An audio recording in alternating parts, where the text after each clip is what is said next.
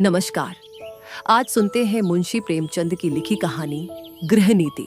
जब माँ बेटे से बहू की शिकायतों का दफ्तर खोल देती है और यह सिलसिला किसी तरह खत्म होते नजर नहीं आता, तो बेटा उकता जाता है और दिन भर की थकान के कारण कुछ झुंझलाकर माँ से कहता है, तो आखिर तुम मुझसे क्या करने को कहती हो अम्मा? मेरा काम स्त्री को शिक्षा देना तो नहीं है, यह तो तुम्हारा काम है। तुम उसे डांटो, मारो, जो सजा चाहे दो। मेरे लिए इससे ज्यादा खुशी की और क्या बात हो सकती है कि तुम्हारे प्रयत्न से वह आदमी बन जाए। मुझसे मत कहो कि उसे सलीका नहीं है, तमीज नहीं है, बेअदब है। उसे डांट कर सिखाओ। माँ, वाह, मुंह से बात निकालने नहीं देती। डांटूं तो मुझे ही नोच खाए। उसके सामने अपनी आबरू बचाती फिरती हूँ कि किसी के मुंह पर मुझे कोई अनुचित शब्द न कह बैठे। बेटा, तो फिर इसमें मेरी क्या खता है? मैं तो उसे सिखा नहीं देता कि तुमसे बेअदबी करे। माँ तो और कौन सिखाता है? बेटा, तुम तो अंधेर करती हो अम्मा। माँ, अंधेर नहीं करती, सत्य कहती हूं। तुम्हारी ही शह पाकर उसका दिमाग बढ़ गया है। जब वह तुम्हारे पास जाकर टेसुए बहाने लगती है, तो कभी तुमने उसे डांटा, कभी समझाया कि तुझे अम्माओं का अदब करना चाहिए। तुम तो खुद उसके गुलाम हो गए हो। वह भी समझती है मेरा पति कमाता है, फिर मैं क्यों ना रानी बनूं, क्यों किसी से दबूं? मर्द जब तक शह न दे, औरत का इतना गुर्दा हो ही नहीं सकता। बेटा, तो क्या मैं उससे कह दूं कि मैं कुछ नहीं कमाता, बिल्कुल निखट्टू हूं? क्या तुम समझती हो तब वह मुझे जलील न समझेगी? हर एक पुरुष चाहता है कि उसकी स्त्री उसे कमाऊ, योग्य, तेजस्वी समझे, और सामान्यतः वह जितना है उससे बढ़कर अपने को दिखाता है। मैंने कभी नादानी नहीं की, कभी स्त्री के सामने डींग नहीं मारी, लेकिन स्त्री की दृष्टि में अपना सम्मान खोना तो कोई भी न चाहेगा। माँ, तुम कान लगाकर, ध्यान देकर और मीठी मुस्कुराहट के साथ उसकी बातें सुनोगे तो वह क्यों ना शेर होगी? तुम खुद चाहते हो कि स्त्री के हाथों मेरा अपमान कराओ। मालूम नहीं मेरे किन पापों का तुम मुझे यह दंड दे रहे हो। किन अरमानों से कैसे कैसे कष्ट झेलकर मैंने तुम्हें पाला। खुद नहीं पहना, तुम्हें पहनाया। खुद नहीं खाया, तुम्हें खिलाया। मेरे लिए तुम उस मरने वाली की निशानी थे और मेरी सारी अभिलाषाओं का केंद्र। तुम्हारी शिक्षा पर मैंने अपने हजारों के आभूषण होम कर दिए। विधवा के पास दूसरी कौन सी निधि थी? इसका तुम मुझे यह पुरस्कार दे रहे हो? बेटा, मेरी समझ में नहीं आता कि आप मुझसे चाहती क्या है। आपके उपकारों को मैं कब मेट सकता हूं? आपने मुझे केवल शिक्षा ही नहीं दिलाई, मुझे जीवन दान दिया, मेरी सृष्टि की। अपने गहने ही नहीं होम किए, अपना रक्त तक पिलाया। अगर मैं 100 बार अवतार लूं तो भी इसका बदला नहीं चुका सकता। मैं अपनी जान में आपकी इच्छा के विरुद्ध कोई काम नहीं करता। यथा साधय आपकी सेवा में कोई बात उठा नहीं रखता। जो कुछ पाता हूं लाकर आपके हाथों पर रख देता हूं। और मुझसे क्या चाहती हैं? और मैं कर ही क्या सकता हूं? ईश्वर ने हमें तथा आपको और सारे संसार को पैदा किया। उसका हम उसे क्या बदला देते हैं? क्या बदला दे सकते हैं? उसका नाम भी तो नहीं लेते, उसका यश भी तो नहीं गाते। इससे क्या उसके उपकारों का भार कुछ कम हो जाता है? मां के बलिदानों का प्रतिशोध कोई बेटा नहीं कर सकता, चाहे वह भूमंडल का स्वामी ही क्यों ना हो। ज्यादा से ज्यादा मैं आपकी दिलजोई ही तो कर सकता हूं, और मुझे याद नहीं आता कि मैंने कभी आपको असंतुष्ट किया हो। मां, तुम मेरी दिलजोई करते हो। तुम्हारे घर में मैं इस तरह रहती हूं जैसे कोई लौंडी। तुम्हारी बीवी कभी मेरी बात भी नहीं पूछती। मैं भी कभी बहू थी। रात को घंटे भर सास की देह दबाकर, उनके सिर में तेल डालकर, उन्हें दूध पिलाकर तब बिस्तर पर जाती थी। तुम्हारी स्त्री 9 बजे अपनी किताबें लेकर अपनी सहनची में जा बैठती है। दोनों खिड़कियां खोल लेती है और मजे से हवा खाती है। मैं मरूं या जीऊं उससे मतलब नहीं, इसीलिए मैंने पाला था। बेटा, तुमने मुझे पाला था तो यह सारी सेवा मुझसे लेनी चाहिए थी, मगर तुमने मुझसे कभी नहीं कहा। मेरे अन्य मित्र भी हैं, उनमें भी मैं किसी को मां की देह में मुक्कियां लगाते नहीं देखता। आप मेरे कर्तव्य का भार मेरी स्त्री पर क्यों डालती हैं? यूं अगर वह आपकी सेवा करे तो मुझसे ज्यादा प्रसन्न और कोई न होगा। मेरी आंखों में उसकी इज्जत दूनी हो जाएगी। शायद उससे और ज्यादा प्रेम करने लगूं। लेकिन अगर वह आपकी सेवा नहीं करती तो आपको उससे अप्रसन्न होने का कोई कारण नहीं है। शायद उसकी जगह मैं होता तो मैं भी ऐसा ही करता। सास मुझे अपनी लड़की की तरह प्यार करती तो मैं उसके तलुए सहलाता, इसलिए नहीं कि वह मेरे पति की मां होती, बल्कि इसलिए कि वह मुझसे मातृवत स्नेह करती। मगर मुझे खुद यह बुरा लगता है कि बहू सास के पांव दबाए। कुछ दिन पहले स्त्रियां पति के पांव दबाती थीं। आज भी उस प्रथा का लोप नहीं हुआ है। लेकिन मेरी पत्नी मेरे पांव दबाए तो मुझे ग्लानि होगी। मैं उससे कोई ऐसी खिदमत नहीं लेना चाहता जो मैं उसकी भी न कर सकूं। यह रस्म उस जमाने की यादगार है जब स्त्री पति की लौंडी समझी जाती थी। अब पत्नी और पति दोनों बराबर हैं।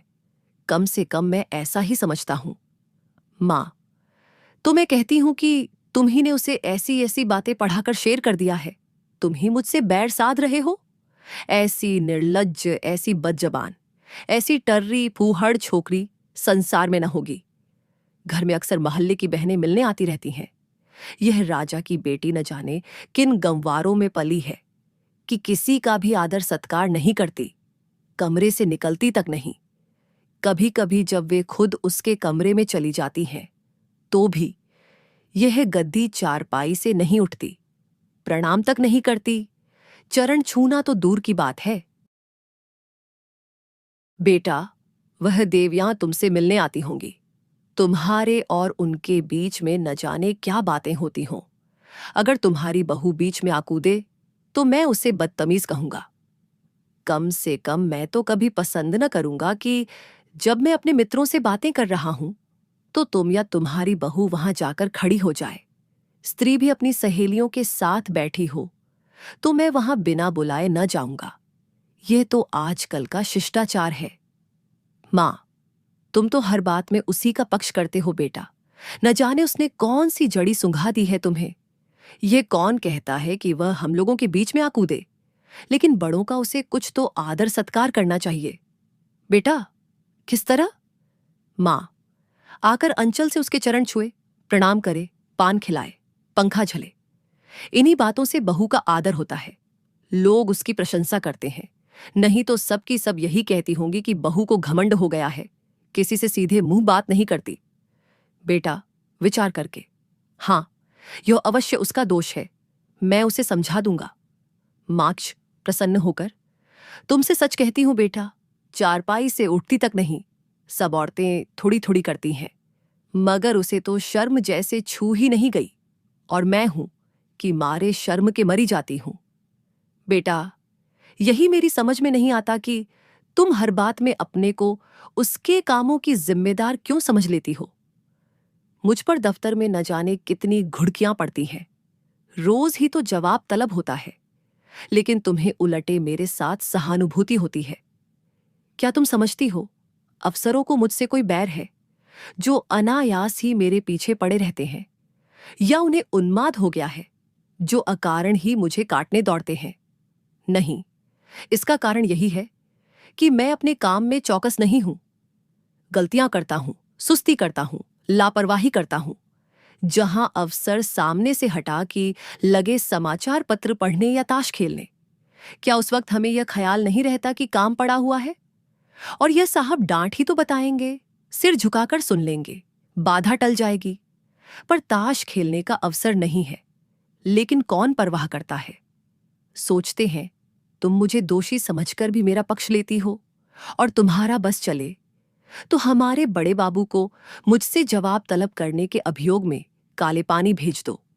मां, खिलकर, मेरे लड़के को कोई सजा देगा तो क्या मैं पान फूल से उसकी पूजा करूंगी? बेटा, हर एक बेटा अपनी माता से इसी तरह की कृपा की आशा रखता है, और सभी माताएं अपने लड़कों के ऐबों पर पर्दा डालती हैं। फिर बहुओं की ओर से क्यों उनका हृदय इतना कठोर हो जाता है, यह मेरी समझ में नहीं आता। तुम्हारी बहू पर जब दूसरी स्त्रियां चोट करे तो तुम्हारे मातृ स्नेह का यह धर्म है कि तुम उसकी तरफ से क्षमा मांगो, कोई बहाना कर दो, उनकी नजरों में उसे उठाने की चेष्टा करो। इस तिरस्कार में तुम क्यों उनसे सहयोग करती हो?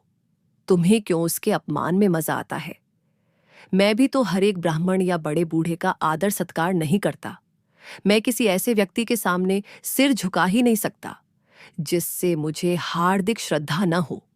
केवल सफेद बाल, सिकुड़ी हुई खाल, पोपला मुंह और झुकी हुई कमर किसी को आदर का पात्र नहीं बना देती, और न जनेऊ या तिलक या पंडित और शर्मा की उपाधि ही भक्ति की वस्तु है। मैं लकीर पीटू सम्मान को नैतिक अपराध समझता हूं।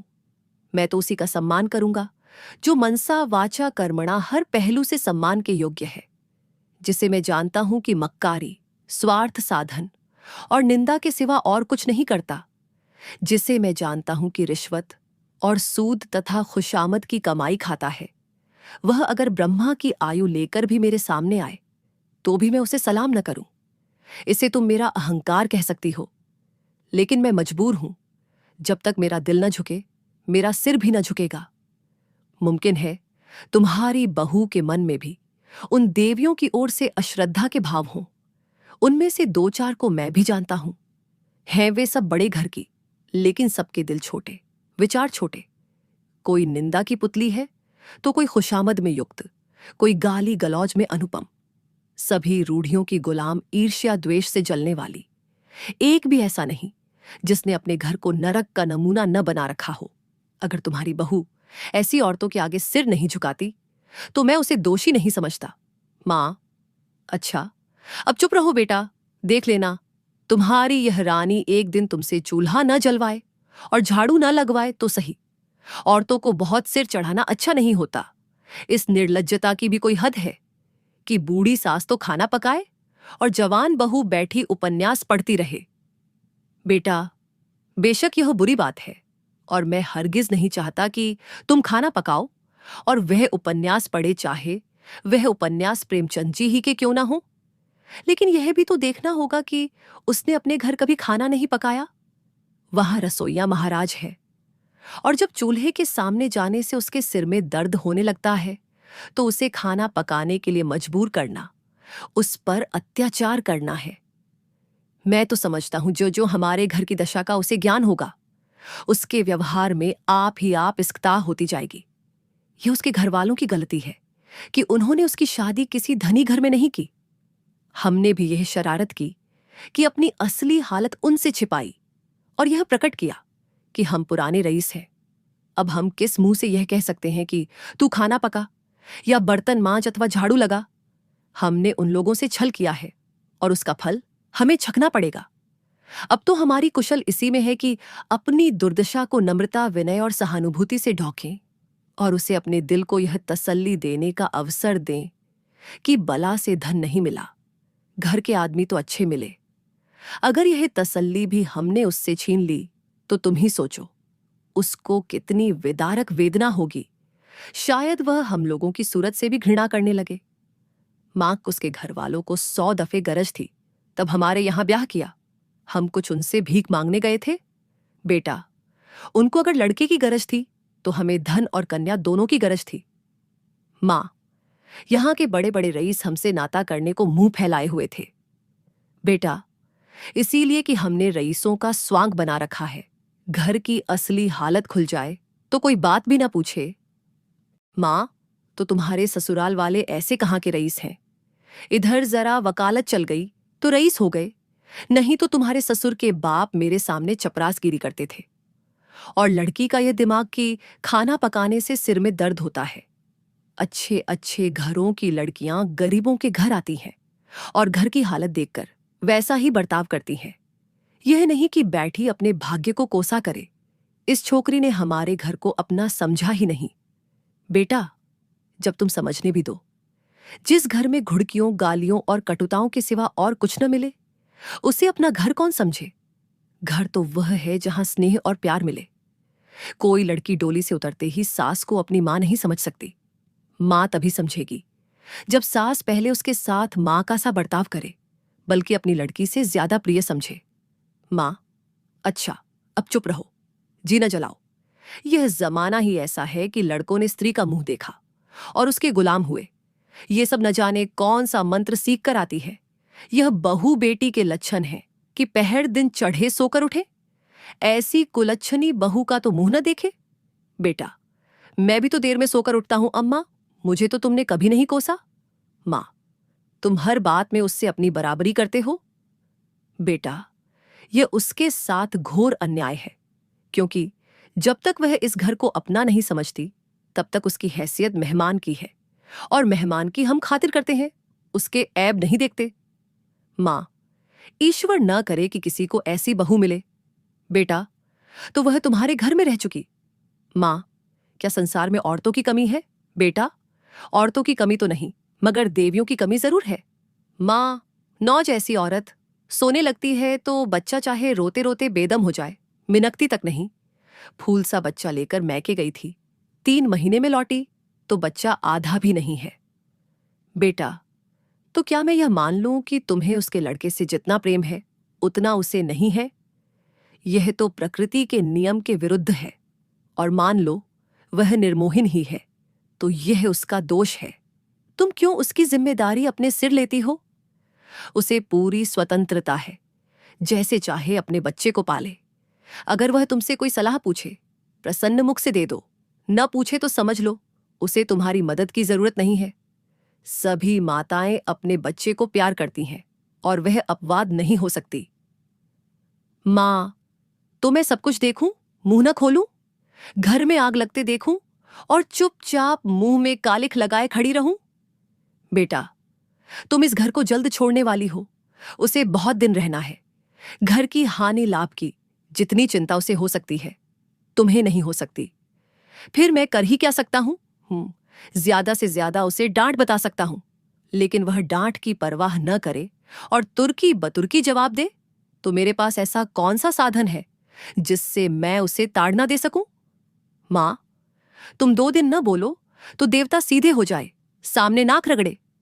बेटा, मुझे इसका विश्वास नहीं है, मैं उससे न बोलूंगा, वह भी मुझसे न बोलेगी। ज्यादा पीछे पंगूंगा तो अपने घर चली जाएगी। मां, ईश्वर यह दिन लाए मैं तुम्हारे लिए नई बहू लाऊं। बेटा, संभव है इसकी भी चची हो। सहसा बहू आकर खड़ी हो जाती है। मां और बेटा दोनों स्तंभित हो जाते हैं, मानो कोई बम गोला आ गिरा हो। रूपवती, नाजुक मिजाज, गर्वीली रमणी है, जो मानो शासन करने के लिए ही बनी है। कपोल तमतमाए हुए हैं, पर अधरों पर विष भरी मुस्कान है और आंखों में व्यंग्य मिला परिहास। मां, अपनी झेप छिपाकर, तुम्हें कौन बुलाने गया था? बहू, क्यों, यहां जो तमाशा हो रहा है उसका आनंद मैं ना उठाऊं? बेटा, मां बेटे के बीच में तुम्हें दखल देने का कोई हक नहीं। बहू की मुद्रा सहसा कठोर हो जाती है। बहू, अच्छा, आप जबान बंद रखिए। जो पति अपनी स्त्री की निंदा सुनता रहे वह पति बनने के योग्य नहीं। वह पति धर्म का खग भी नहीं जानता। मुझसे अगर कोई तुम्हारी बुराई करता, चाहे वह मेरी प्यारी मां ही क्यों ना होती, तो मैं उसकी जबान पकड़ लेती। तुम मेरे घर जाते हो तो वहां तो जिसे देखती हूं तुम्हारी प्रशंसा ही करता है। छोटे से बड़े तक गुलामों की तरह दौड़ते फिरते हैं। अगर उनके बस में हो तो तुम्हारे लिए स्वर्ग के तारे तोड़ लाएं, और उसका जवाब मुझे यहां यह मिलता है कि बात बात पर ताने महने, तिरस्कार बहिष्कार। मेरे घर तो तुमसे कोई नहीं कहता कि तुम देर में क्यों उठे, तुमने अमुक महोदय को सलाम नहीं किया, अमुक के चरणों पर सिर क्यों नहीं पटका। मेरे बाबूजी कभी गवारा न करेंगे कि तुम उनकी देह पर मुक्कियां लगाओ, या उनकी धोती धो, या उन्हें खाना पकाकर खिलाओ। मेरे साथ यहां यह बर्ताव क्यों? मैं यहां लौंडी बनकर नहीं आई हूं, तुम्हारी जीवन संगिनी बनकर आई हूं। मगर जीवन संगिनी का यह अर्थ तो नहीं कि तुम मेरे ऊपर सवार होकर मुझे जलाओ। यह मेरा काम है कि जिस तरह चाहूं तुम्हारे साथ अपने कर्तव्य का पालन करूं। उसकी प्रेरणा मेरी आत्मा से होनी चाहिए, ताड़ना या तिरस्कार से नहीं। अगर कोई मुझे कुछ सिखाना चाहता है तो मां की तरह प्रेम से सिखाए, मैं सीखूंगी। लेकिन कोई जबरदस्ती मेरी छाती पर चढ़कर अमृत भी मेरे कंठ में ठूंसना चाहे तो मैं ओंठ बंद कर लूंगी। मैं अब कब की इस घर को अपना समझ चुकी होती, अपनी सेवा और कर्तव्य का निश्चय कर चुकी होती, मगर यहां तो हर घड़ी हर पल मेरी देह में सुई चुभाकर मुझे याद दिलाया जाता है कि तू इस घर की लौंडी है, तेरा इस घर से कोई नाता नहीं, तू सिर्फ गुलामी करने के लिए यहां लाई गई है और मेरा खून खौलकर रह जाता है। अगर यही हाल रहा तो एक दिन तुम दोनों मेरी जान लेकर रहोगे। मां, सुन रहे हो अपनी चहेती रानी की बातें? वह यहां लौंडी बनकर नहीं, रानी बनकर आई है। हम दोनों उसकी टहल करने के लिए हैं।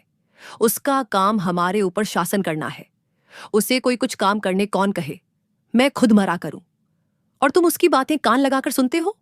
तुम्हारा मुंह कभी नहीं खुलता कि उसे डांटो या समझाओ। थर थर कांपते रहते हो। बेटा, अच्छा अम्मा, ठंडे दिल से सोचो। मैं इसकी बातें ना सुनूं तो कौन सुने? क्या तुम इसके साथ इतनी हमदर्दी भी नहीं देखना चाहती? आखिर बाबूजी जीवित थे तब वह तुम्हारी बातें सुनते थे या नहीं? तुम्हें प्यार करते थे या नहीं? फिर मैं अपनी बीवी की बातें सुनता हूं तो कौन सी नई बात करता हूं? और इसमें तुम्हारे बुरा मानने की कौन बात है? मां, हाय बेटा, तुम अपनी स्त्री के सामने मेरा अपमान कर रहे हो। इसी दिन के लिए मैंने तुम्हें पाल पोस कर बड़ा किया था। क्यों मेरी छाती नहीं फट जाती? वह आंसू पोंछती आपे से बाहर कमरे से निकल जाती है। स्त्री पुरुष दोनों कौतुक भरी आंखों से उसे देखते हैं, जो बहुत जल्द हमदर्दी में बदल जाती है। पति, मां का हृदय। स्त्री, मां का हृदय नहीं, स्त्री का हृदय। पति, अर्थात स्त्री, जो अंत तक पुरुष का सहारा चाहता है, स्नेह चाहता है और उस पर किसी दूसरी स्त्री का असर देखकर ईर्ष्या से जल उठता है। पति, क्या पगली किसी बातें करती हो? स्त्री, यथार्थ कहती हूं। पति, तुम्हारा दृष्टिकोण बिल्कुल गलत है और इसका तजर्बा तुम्हें तब होगा जब तुम खुद सास होगी। स्त्री, मुझे सास बनना ही नहीं है। लड़का अपने हाथ पांव का हो जाए, ब्याह करे और अपना घर संभाले। मुझे बहू से क्या सरोकार। पति, तुम्हें यह अरमान बिल्कुल नहीं है कि तुम्हारा लड़का योग्य हो, तुम्हारी बहू लक्ष्मी हो और दोनों का जीवन सुख से कटे। स्त्री, क्या मैं मां नहीं हूं? पति, मां और सास में क्या कोई अंतर है? स्त्री, उतना ही जितना जमीन और आसमान में है। मां प्यार करती है, सास शासन करती है। कितनी ही दयालु, सहनशील, सतोगुणी स्त्री हो, सास बनते ही मानो ब्याई हुई गाय हो जाती है।